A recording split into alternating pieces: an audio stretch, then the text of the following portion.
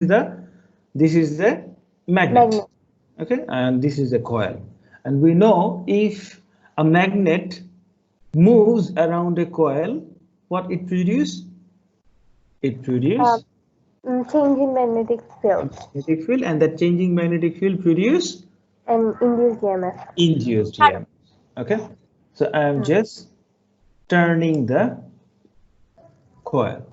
Sorry, the magnet. See, as the magnet turns, the EMF always changes. The direction of magnetic field always changes.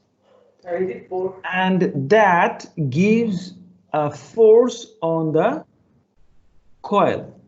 So I will show you the magnetic field.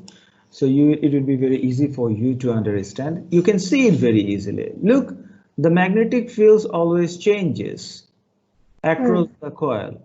And that's why the electrons, they are moving forward and backward direction. Any question?